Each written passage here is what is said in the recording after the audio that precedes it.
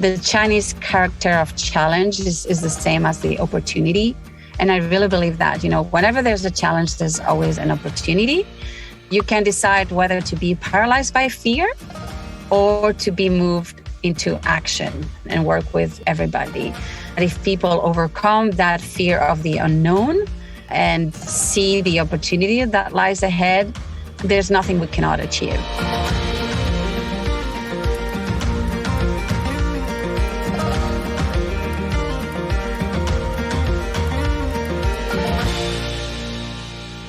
Welcome to Consensus in Conversation, a podcast where we speak with inspiring leaders, innovators, problem solvers, and job creators, people across the country who are making the world a better, more sustainable place, and making good money while they do it. I'm your host, Connor Gahn, founder here at Consensus Digital Media. Today, I'm talking with Juliana Garaizar, angel investor, head of an incubator, and head of innovation for Greentown Labs. From college in Spain to business school in London, an embassy in Singapore, and a private equity fund in the French Riviera, Juliana has lived the global life many only dream of. She's built a career focused on using the power of investing to make the world a better place, both for the planet and for people. My chat with Juliana touches on the intersection of climate tech, sustainability, entrepreneurship, and, most importantly, impact.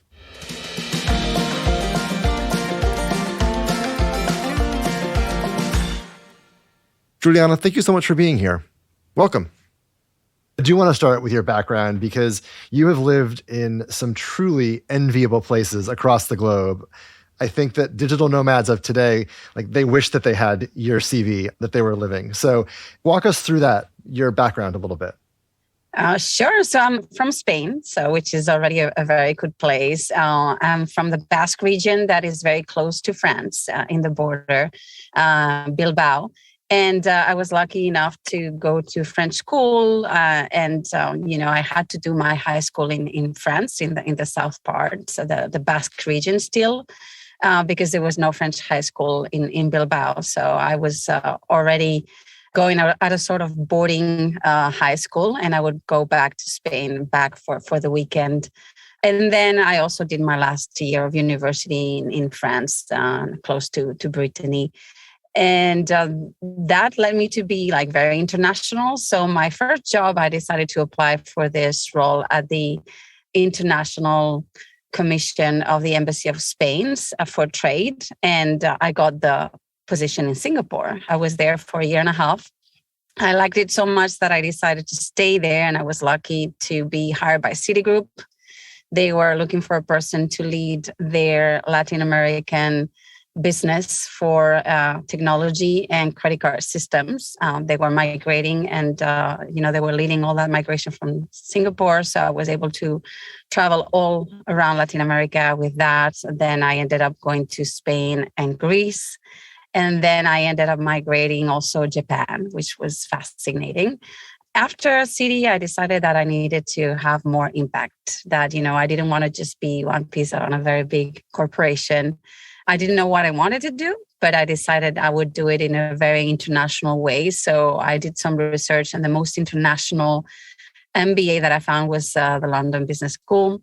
So I went to London and I decided to pursue the entrepreneurship major.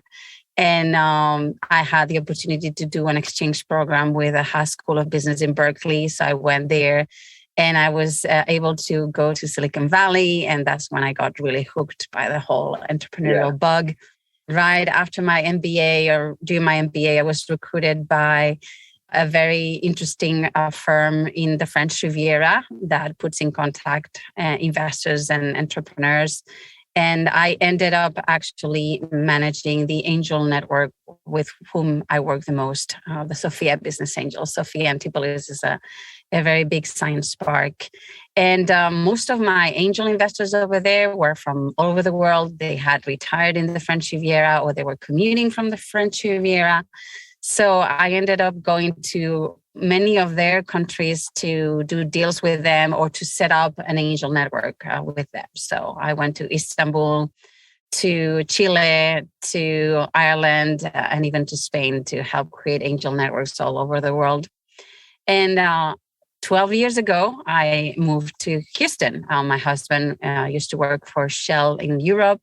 He got a nice promotion to come to Houston. we were supposed to be here from 3 to 4 years, and it's been 12 years. And we just became citizens last December. So, we really love Houston, and we're Houstonians already. That's awesome. I want to head back into your answer. Something really struck me because I think I had the same moment. You said you realized that you wanted to have more impact. The great pivot that I think many of us have had or continue to have. Is there a moment or something that happened or something that sticks out in your mind that when you decided you needed to have more impact, that fulfillment was missing? Yeah, I think, you realize that in big corporations, sometimes it's a lot about who takes the credit, who is doing what, is about positioning yourself. And I found that was not reality, right? Suddenly you create your own bubble of your corporation and you don't feel like you're pushing the envelope enough. You have a cushy job. And, I realized that I had this very entrepreneurial mindset. I think it may come from my family too. And I wanted to have more say and have like a closer hand to the impact I wanted to see. I mean, I knew that we were changing a lot of things with City and the way, businesses were impacted, but I didn't feel like the social aspect of it. And I always was looking for the right idea to develop. And I guess because I couldn't find that right idea, that's how I became an investor, because that's when you start investing in a lot of cool ideas and helping a lot of companies. And I think that's what I've been thriving at. Do you have any favorite deals that you remember from those early days of setting up angel networks? One that I thought went really well was Claranor. They were using Pulse Light to clean bottles, and they were sold to Coca-Cola. There were a few others like boatbookings.com that was interesting. And I think, was a pretty cool one.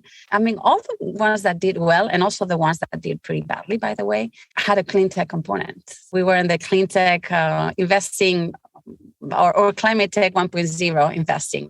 So there was one called Sun Partner. They were extremely good. They, I think, raised around 70 million and they crashed. And even the president of France was trying to rescue them. And, they wouldn't have made it because I think they went too big, too broad. But, you learn a lot. I'm curious if you think back to the rounds you were raising, the entrepreneurs you were dealing with, and the investors you were dealing with in that first chapter. Was there any particular demographic group that was most prominent, and were there any demographic groups that were missing? Well, my first angel group, right, was in Europe, as I mentioned. And the reason I was high was because the chairperson who was leading the group was a very strong woman. She was my first mentor, Candace Johnson. They call her Satellite Lady because she was at the founding board of Astra Satellites. And she empowered me so much. She asked me, what is your 10-year vision? What do you want to do? How can we get there? I told her that I wanted to run a fund, a VC.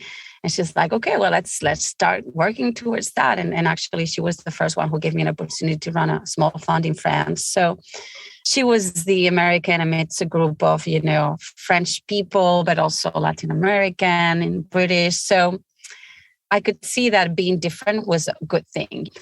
And then, I moved to the US and I started running the Houston Angel Network. And that's when suddenly everything shifted. And I realized that just by moving to the US, I had become a minority. All right. I'm Hispanic. So suddenly I felt Latinx. I felt also women had less of a say. A lot of people who want to put you there, like, just admin, just do coffee, just do whatever you're told. But, if you had a say, some people would not appreciate it a lot. And then I started witnessing interesting behaviors, let's put it that way, that I didn't agree with. And I ended up leaving. But, definitely a lot of lessons learned there. And that's one of the reasons why I decided that the last part of my career will be about real legacy building. Yeah, I've read and have a bunch of friends who've worked actively to try to close the gender gap in venture capital, both on the entrepreneur side and as investors. I'm curious to hear about your experience, though, because you were part of the founding team at Portfolio. So walk us through how you ended up there.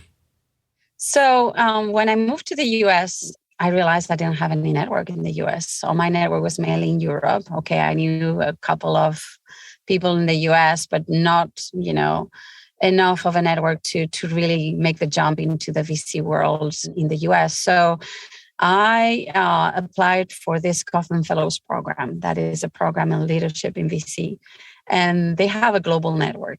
So we are more than 400 fellows all over the world. And I thought, well, with Shell, if I have to move again within 3 years, I don't want to restart from scratch, right? So wherever I am, if I end up in Asia again or Africa, this network will help me, right? So that's one of the reasons I did it. And, we went through the 2-year program. And at the end of the 2 year, you need to do end of fellowship project, right? And a lot of people do, they ask you to think very big about something that you're really passionate about. And, also in terms of legacy and all that, some people write books, some people launch businesses as part of that program and the project.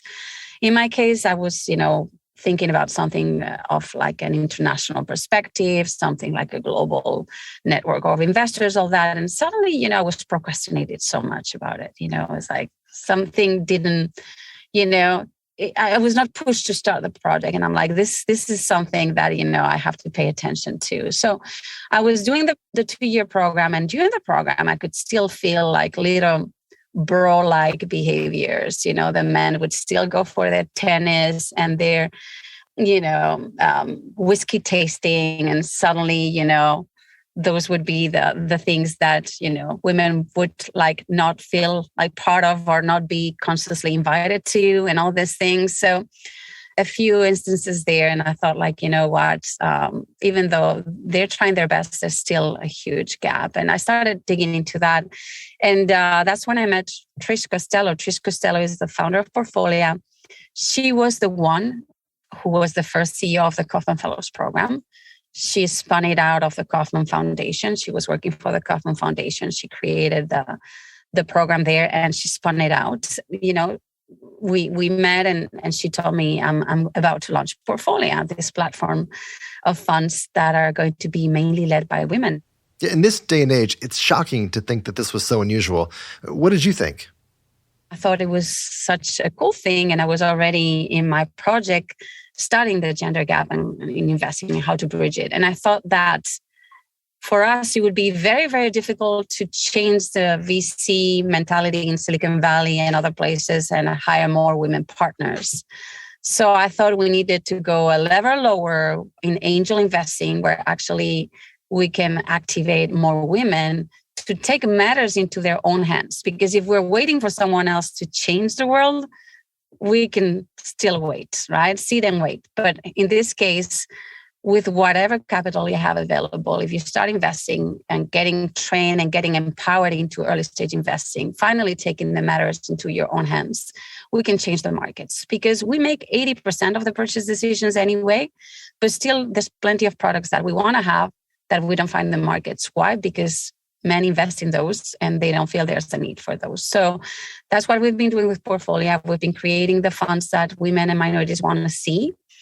And more than anything, and not only we've been investing and having great returns, but also we've been empowering these people into investing, becoming investors, becoming leads of other funds, opening their own funds, opening up their own angel networks. So, being the change they want to be in the world. Let's move from Portfolio to Greentown and talk a little bit about the current portfolio that you're building. First, let's just get the real quick summary of Greentown. What is it? Give us a little bit of the history.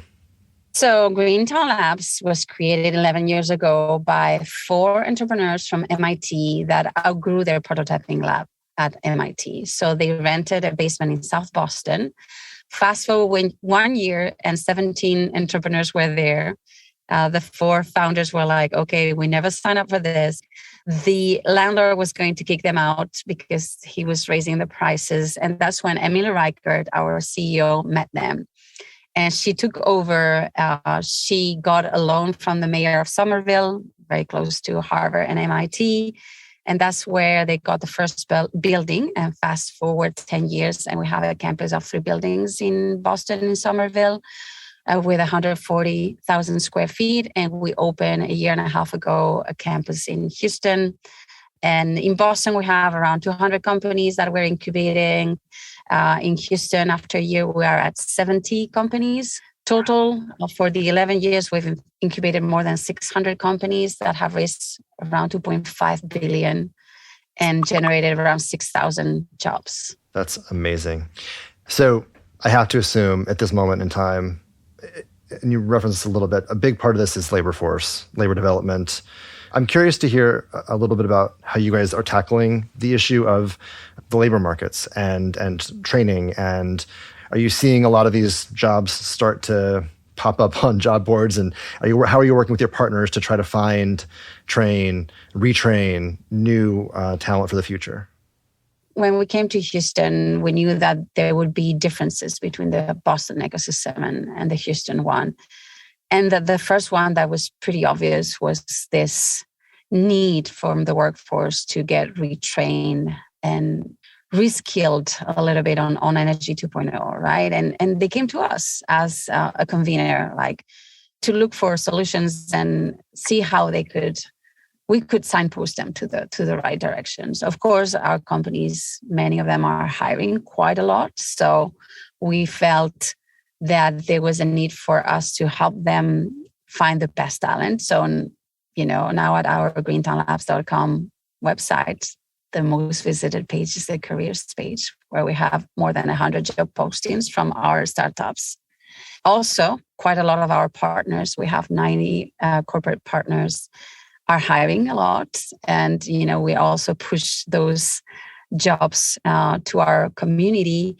And then we're trying to stimulate the conversation and try to fill those gaps by creating job fairs, internship fairs, career days, and partnering with the institutions out there that are trying to train this workforce, or at least make sure that they get connected to the right training. And we took on this because we felt like nobody, or at least only a few people were caring about this. Little by little, we're seeing more and more players come on, and we're always making sure that they get the most visibility as possible. So one of our startups, Ally Energy, is a platform for workforce development in the energy transition. So that's one. The Renewable Energy Alliance has been, taking over a lot of training, careers days that we have, co-organized. The Greater Houston Partnership has this upskill program, and they're working to make sure that there's a platform put together to be able to post, but also redirect people to the right trainings. So clean tech, climate tech, renewables, these are all incredibly hot sectors right now. And you, given your place in the world, have, I'm sure quite a visionary perspective. So what does this all look like in 10 years or 20 years? Yeah, well, I'm a climate optimist. So I think, 10 years from now, we're going to see a lot of climate tech unicorns. That's for sure. A lot of the companies that you see now are no longer going to be there, and, they're going to be replaced by climate tech unicorns. I think there's going to be a very interesting empowerment of the consumer sector. So my vision, or my wish also, would be that, we have a lot more data as consumers on what, how to consume electricity, how to become producers ourselves, how to attach it to the grid, and how to lower our carbon footprint by knowing exactly what to consume and when to consume it, and also how to give back to the grid when needed. I hope that the markets are going to finally align also with the carbon, so carbon trading, and making sure that we account for carbon no longer as an externality, but really as a part of our decision-making process. And, I hope that we will also be very resilient as a community, and we will have figured out how to withstand the impact of, wildfires or flooding here in the Houston area, so that we can, live in a better way, but also in a more, like I would say, communal way. I think there's a lot to do in agriculture where, you can do things in a more network way instead of having to go through this big macro agriculture that, has been very industrialized. We hope that, every school can have their own little farm or greenhouse. And I think there's a way to have food without having to fly, bananas from like thousands of miles away. Right. How do you think we can help bring others into that narrative? How do we get more people thinking this way and living their lives accordingly, to be optimistic and to take that optimism and deploy it as action? The Chinese character of challenge is the same as the opportunity. And I really believe that, whenever there's a challenge, there's always an opportunity. And, you can decide whether to be paralyzed by fear or to be moved into action, right? And work with everybody. So I think if we become action-oriented and stay positive, the opportunities are endless. And I really believe that if people overcome that fear of the unknown and see the opportunity that lies ahead, there's nothing we cannot achieve. And I think, when you see what we've been able to overcome with COVID and the fact that we created a vaccine in a record time, the fact that we are able to explore and go to the moon again or go to Mars, all these things are because we create this sense of urgency. And I think one of the things that is finally changing for climate tech is that sense of urgency, right? And the fact that finally it also looks like there's money to be made.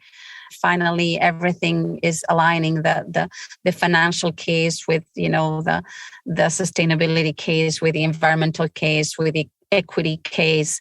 So we are at a perfect storm and we need to take advantage of it.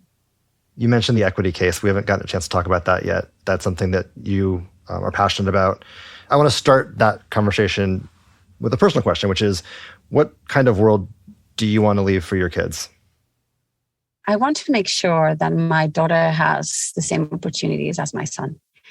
And being realistic now is not the case. So I know that she's going to have to fight harder. I know that she's going to have to demonstrate more. And even then, she might not be given the same opportunities. So that's something that I care very deeply about. And I want to make sure that I leave her with the tools so that she can navigate this world, right? By becoming an investor and making sure that she gathers some wealth, but also some interesting findings also by doing that. And knowing that maybe, if the corporate world is still not ready for equity, hopefully it will, because, I'm investing a lot in companies around DEI and bridging the wealth gap and the gender gap. But if we don't get there, maybe entrepreneurship is the route, and maybe I need to stimulate that for her too. But definitely, I think it's about setting expectation right, and a lot of it is through education. I think STEM education is key. There's a lot of bias in education too. I think boys are much more encouraged into going into STEM than girls are. Boys in general are much more encouraged to fail than girls are. So working on the self-confidence, I think there's also this thing about being quiet and nice and smile that, hinders women into being outspoken. Being ambitious as a woman is not well perceived. So there's a lot of bias we need to work against. And I want to make sure that my girl is as equipped as possible with all the tools she's going to need to start, race that, where she's not going to have a head start for sure. She's going to have to compete in unfair conditions. So thank you for that. I think that'll resonate with a lot of people. I want to make sure you have an opportunity to get any message out there that you and Greentown think is important. And so two questions to that. And one, I'm curious, what are you most excited about for the near-term future? So I'm very excited that, I see a lot of the sectors that are important to Houston converging. I used to work at the Texas Medical Center. There was a lot of biomedical companies that I thought were very interesting. And some of them are actually pivoting to carbon capture and carbon to value. So one of the companies, Envita Factory, is doing that, is genetically modifying microbes to capture carbon and transform it into bioethylene. So I think, the chemistry, the gene chemistry, the bio, where we really excel in Houston could be very interesting for us to try to find solutions, not only to carbon capture and sequester it, because that is still putting a problem under the rug, but actually how you transform and create value out of it. Something that I'm very passionate about. I'm also very passionate about changing the finance world, bringing more money, bringing more philanthropy money to climate tech, and make sure that, this valley of death that our Greentown Labs companies have to endure gets easier. So that's something that, I'm working on with several groups on capital formation, but also with banks trying to figure out what's next for the finance world. So I'm very interested in that. And I'm also very interested in, solving climate change is a global affair.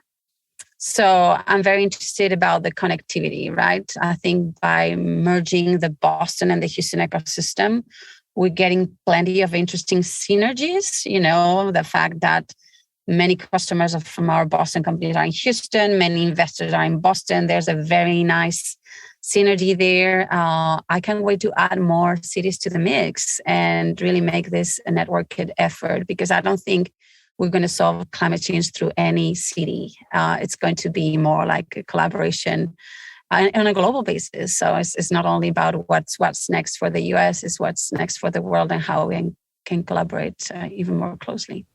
Yeah, it's clear from our conversation today that you're really building a legacy focused on equality and inclusivity. As we wrap up, I want to extend this idea a little bit, though. How can this be an asset to businesses and to the world as we seek to tackle some of the big challenges ahead? So I think it's the inclusion part. I think we came to Houston because Houston are great at problem solving. We're trying to solve cancer. We're trying to go to space. We're trying to do amazing things. And I think we are these problem solvers because we are extremely diverse. So we put all great minds from many walks of the world together. And I think we are the kind of model of working as a diverse group that everybody should strive to. So we want to be the example on how to work with different mentalities, different motivations, different races, different genders, different walks of life. And that equity is key. Inclusion is key. And we're trying to, all the bias is still there, trying to shed a light on all of this and trying to make sure that we solve climate change without forgetting a part of the population, but making sure that they are also part of the solution. Awesome. Thank you so much for this. I had a great time. Thank you so much for having me. Big thanks to Juliana for an interesting conversation. Consensus in Conversation is hosted by me, Connor Gaughan. The episode was produced by our very own Will Gatchell and Chandler Bronsted. Executive produced by me with editing from Reasonable Volume. Special thanks to Consensus Creative Director Kate Tucker. See you next week, and don't forget to rate us and subscribe on your favorite podcast platform.